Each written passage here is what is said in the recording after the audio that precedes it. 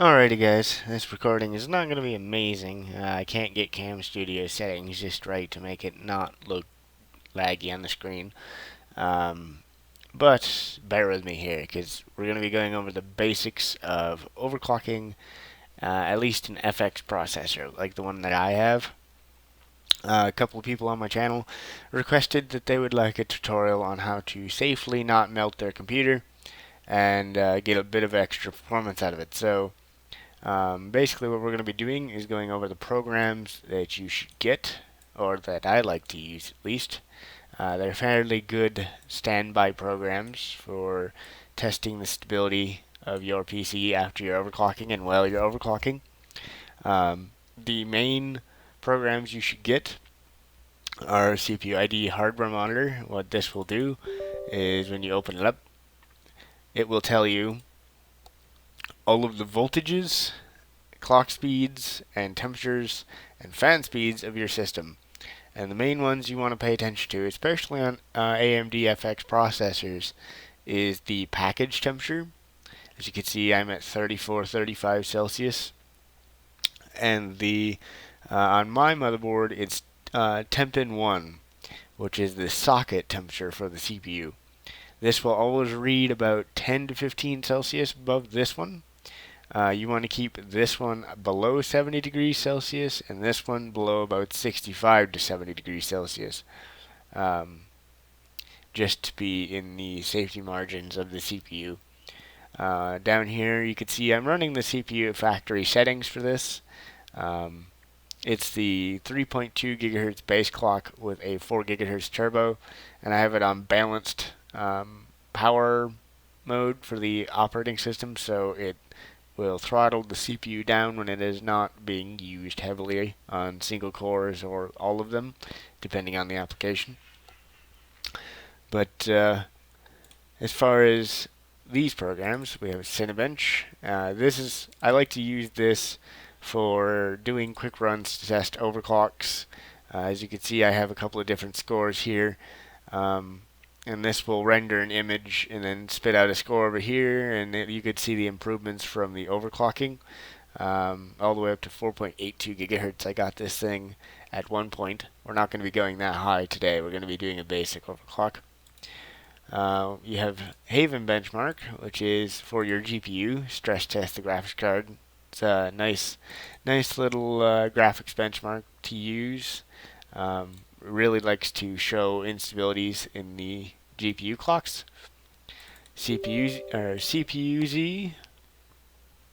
This is basically a reiteration of hardware monitor, except not as detailed. It doesn't show temperatures, but again, shows your core voltage, clock speeds, bus speed. You can see all of the information about your system, motherboard, type of RAM you have, the speed of the RAM, your graphics card. You can bench your CPU and compare it to other processors, um, which is not going to let me do right now, but we'll do that later, I guess. We don't really have to. It's really not a point to this video. AMD Overdrive. This is a very good program to have if you have an AMD chip. This is, you could do software overclocking from this. I really don't recommend it. My system doesn't like doing it. But what this will do is it goes by thermal margin, which shows you exactly how many degrees in Celsius you have until you're at the max temperature for your processor before you can't go any higher. As you can see, I have about 33 degrees to play with. You can see your GPU status, clock's temperature, the board status, all of the CPU temperatures, memory frequency. You can overclock from here. This allows you to jump or adjust the CPU multiplier, HT-link multiplier, all your CPU and Northbridge voltages. You can see the target speed, current speeds. You can adjust your turbo core control, adjust the number of boosted cores. You can adjust your turbo core clock speed, what it boosts to. But I mainly use this program just for the thermal margin right here. And this looks cool. That's about it. An Intel burn test. This is just a straight up all-out stress test for the CPU, and we're going to be using this when we overclock to test for stability. You typically want to run this for quite a long time. If you open it up, once you get where you think your overclock is going to be, where you want to keep it, you could set your stress level maximum, very high, high and standard. For the times to run, I usually put this between 50 and 100. You want this to loop for a very long time to test if the CPU is going to maintain stability and stay within a safe temperature. But we're going to pause this here and get into the BIOS. So I will see you guys in just a minute. Alrighty guys, so once you have rebooted the machine and gotten into your BIOS, which is usually escape, F8, F10, or delete on your keyboard, depending on your motherboard, and all of the BIOS, your BIOS may look different than mine. I have a Gigabyte motherboard, and so this is what it looks like for me. The first thing you're going to want to do is take a look. It shows the CPU frequency, the CPU bus speed, memory frequency, and CPU temperature, as well as the CPU and memory voltage. What you're going to want to do is go to your advanced frequency settings, and then go to your advanced CPU core features or advanced CPU features. Don't know what it'll be called on your motherboard. Different motherboards have different names for them. You're going to want to disable core performance boost, or turbo boost is what it's also called. Disable cool and quiet. Disable C1 eSport. Disable secure virtual machine mode. Unless you run virtual machines, you could leave that enabled. I don't. Disable core C6 state. And disable auto power management. Once all of those are disabled, you can go to the CPU clock ratio. What this will do is this adjusts the main, the base speed of the processor. So as you can see, it's at 3.2 gigahertz right now.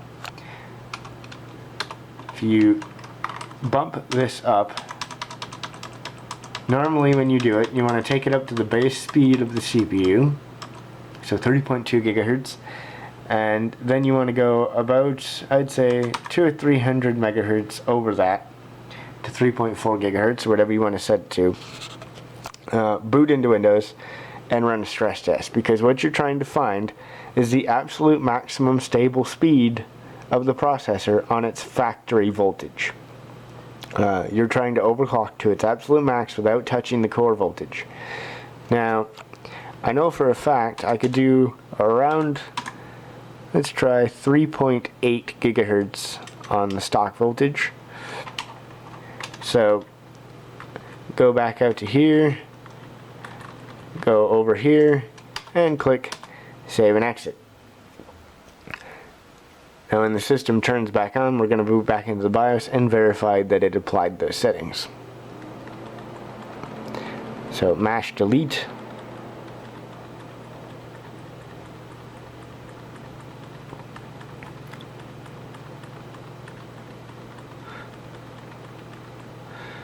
Alright, so as you can see, we are at 1.128 volts at 3.819 gigahertz. And the CPU temperature is 26 degrees Celsius in the BIOS. So after you verified that that boots, what you're going to want to do is boot into Windows. I have to wait for my system to power up again.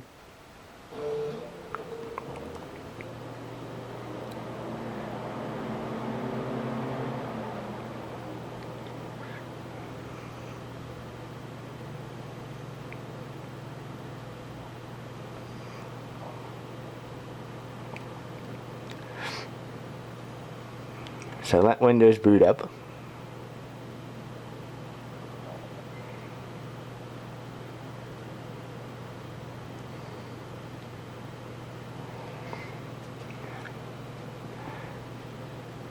Mine takes a second. I don't have an SSD in my system.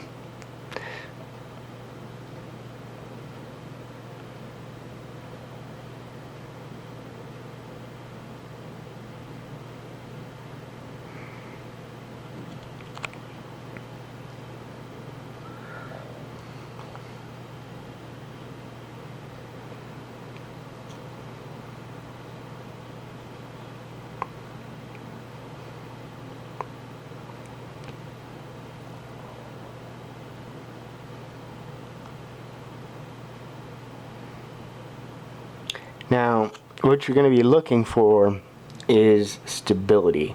If the system is acting funny, if things aren't quite working right, the CPU may need a tad more voltage in order to run stable at that clock speed that you have set to, or have it set to.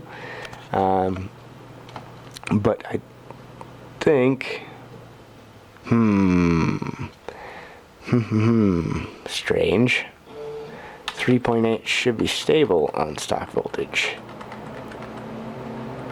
Okay, that is one of the things you're going to be looking for.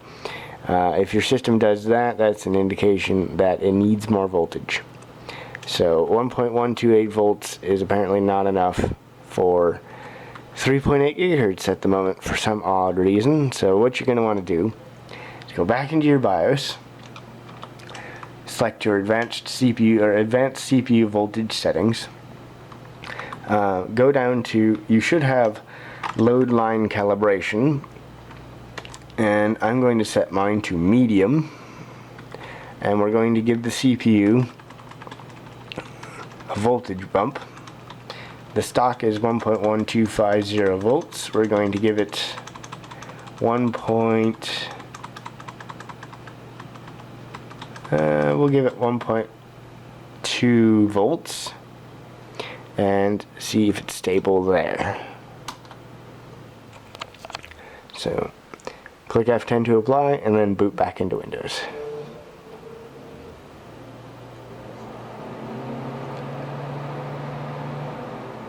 And it's pretty much going to be this repeated. You're just going to keep upping the voltage and the clock speed until you get to where you're satisfied. But keep in mind, keep the CPU temperature below 65 degrees. Oh, and Windows 10 is trying to be helpful with the automatic repair because Windows failed to boot. If this comes up, just select restart my PC.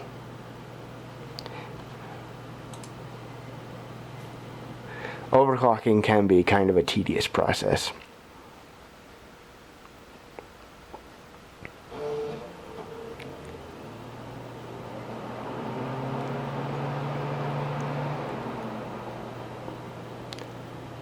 This video is gonna get kinda long, I can already tell.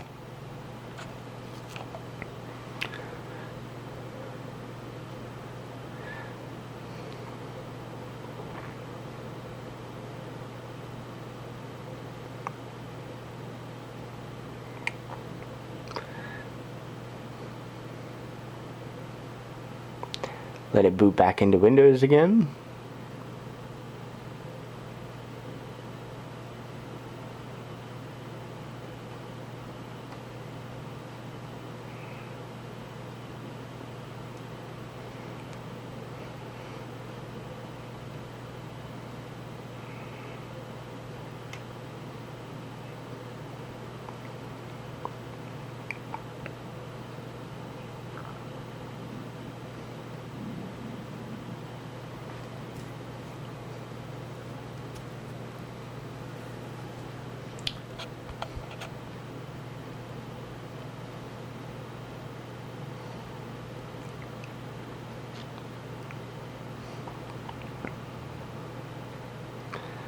Once everything gets loaded up, we'll load up some programs.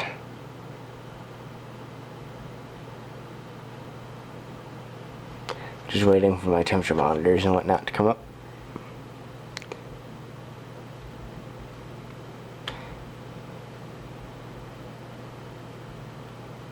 Alright, so now that we are booted back into Windows, open up your temperature monitor and Fraps Didn't like the fact that I didn't let it load properly. But open up your temperature monitor, and you can now see that we are running at 3.817 gigahertz. Temperature is 27 degrees, and the voltage is 1.2 volts. Now what you're going to want to do is slide this off to the side, other side actually, and keep an eye on the clock speeds and the temperatures while you open up something like Cinebench.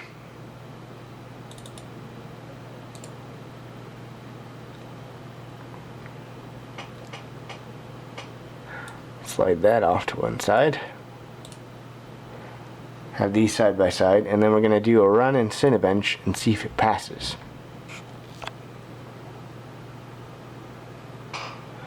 What we're keeping an eye on is the CPU temperatures and CPU clock speed.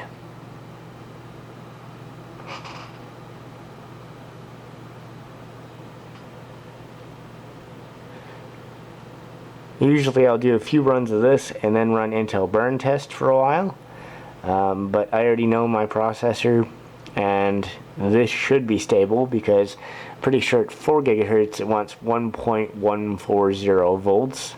So I actually gave it a bit more than it needed at 1.2, but this allows me to increase the clock speed higher. A good stopping point for this processor is probably around 4.5 gigahertz. But in order to make this video not quite a marathon, you should have the basics by now if you've stuck all the way through this boring, long-winded, utter pile of crap that I call the tutorial. And you should be able to pretty much get the basics and go from here.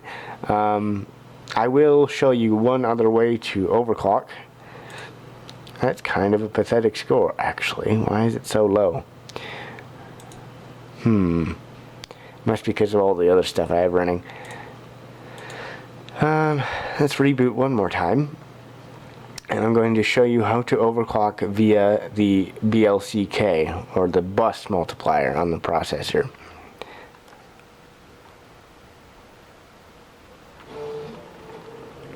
You can use this in conjunction with the CPU multiplier to get higher stable clock speeds with less voltage usually, and better single core performance. So I am a big fan of BLCK overclocking.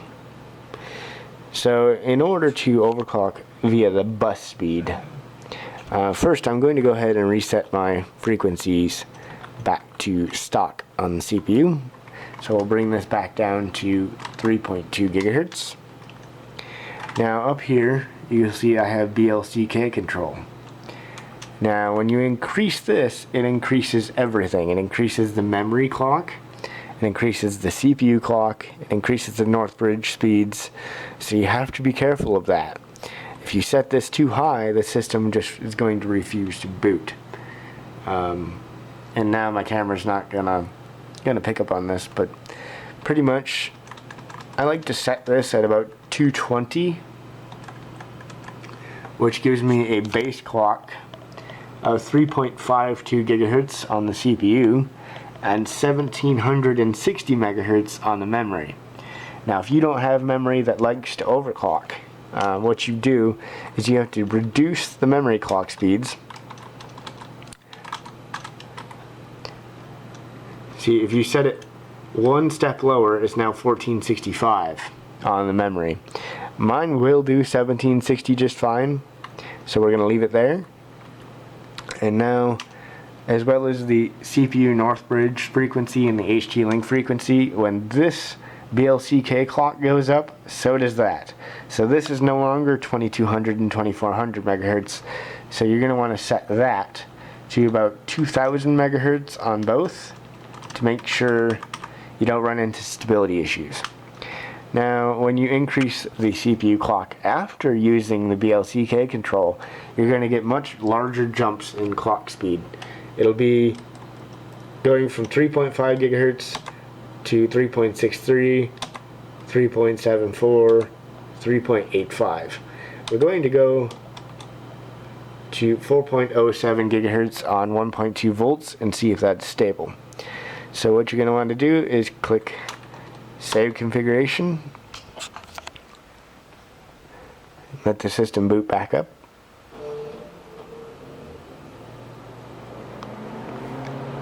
Once again, system fails to boot. It's no big deal. Just go back into the BIOS and change the settings.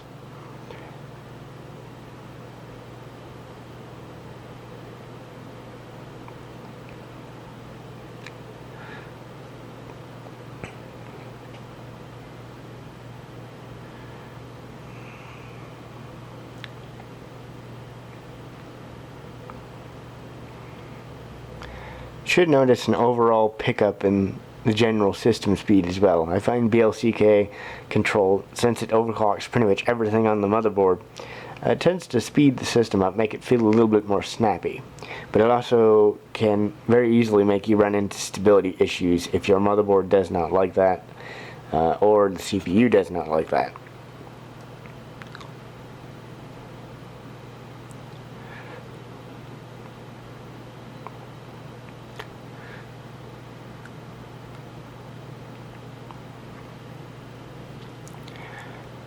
Alright. Looks like my device manager disabled my Wi-Fi device again for some stupid reason. Doesn't seem to like that Netgear Wi-Fi piece that I have. Wait for everything to get loaded up again.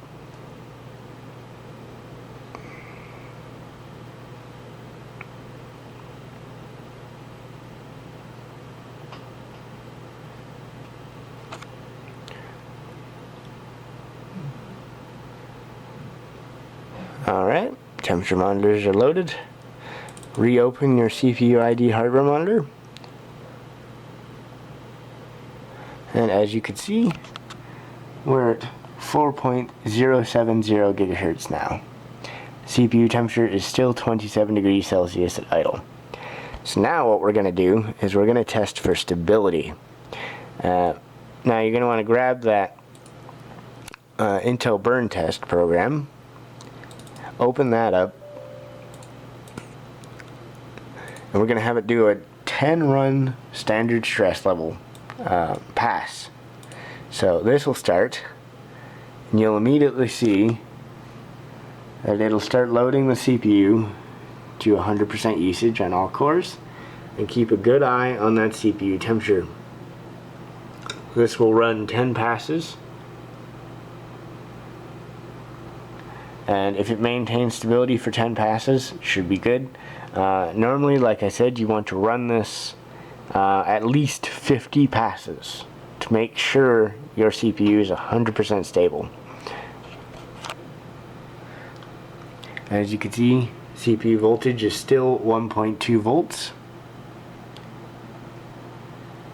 So it's starting to run the passes now. And our temperatures are holding at 43 degrees Celsius. So pretty much that is the gist of this video. Increase the clock speeds, you can increase the BLCK control. If it starts to go unstable, hey look, we actually are not stable at 4 gigahertz at 1.2 volts, so we need more. I was kind of thinking that was a bit low. But, like I said, if it crashes, just reboot and increase the voltage. Now, I have an 8320E, which means it has a much lower standard voltage than the other FX chips. If you have like an 8350, your voltage is going to be a lot higher from factory. So don't go thinking that your voltage is already stupidly crazy high, because it's not. That's just how it was from factory. But basically, if it crashes, go back into BIOS and bump the voltage. You don't want to have to bump it a whole lot. We'll do 2.1250. So pretty much want to bump it about I'd say one setting at a time. You don't want to go crazy and just start raising it a ton, because it really doesn't take that much voltage to make an overclock stable. The higher up you go, the more voltage it'll require. Around 4.7 gigahertz, I'm in the 1.4 volt range, so just keep that in mind. And the more voltage you add, the more heat you're going to output, and the harder it is going to be to cool the system and keep the CPU within respectable temperatures.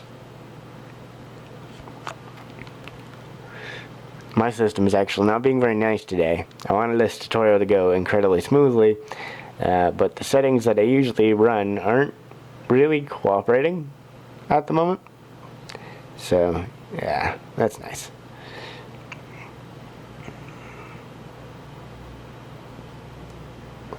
This is a 20-minute video already. I feel so sorry for anybody that's watched this far into it. Okay. Reopen CPU ID hardware monitor. My system's not going to like that I'm instantaneously asking it to open things. I really need to buy an SSD. Get that back open and check your CPU voltage. It's going to take a minute because the hard drive's still going crazy trying to load everything. Alright, so we were at 1.2 volts before, now we're at 1.212 volts. Not a very big bump, but it doesn't need to be. I don't know if this is actually going to be stable or not, but we're going to find out.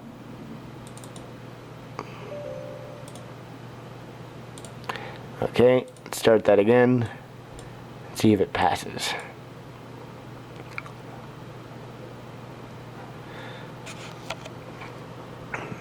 Hopefully it passes this time.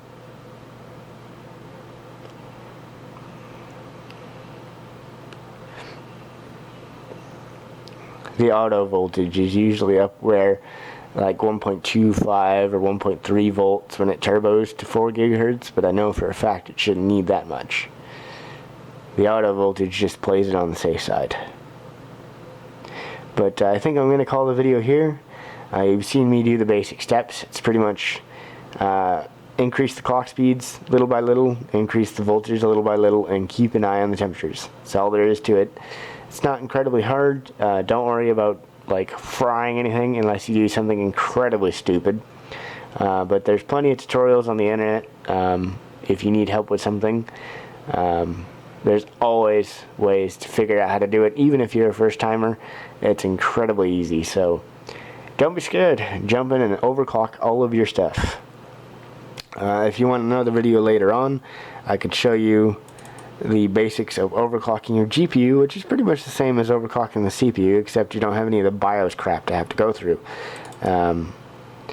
It's pretty much download MSI Afterburner and increase your clocks and the power limit and call it good. As you can see, I have the power limit set to plus 20%. Core clock is at 1070 megahertz and memory clock's at 1450. It could go a lot higher, but don't necessarily need to. But this is pretty much all there is to overclocking the GPU. It's the same kind of thing for overclocking the CPU, so go ahead and do it. It's pretty much risk-free, honestly. But, oh, yeah. Looks like we're finally going to be stable by the looks of it. It hasn't crashed yet, so go ahead and stop it there and call this video good. So 4.7 gigahertz or 4.070 gigahertz. You can go for much higher overclocks, but this video would be a lot longer and I don't feel like doing that. So I will talk to you guys in a bit, and I hope this video was helpful.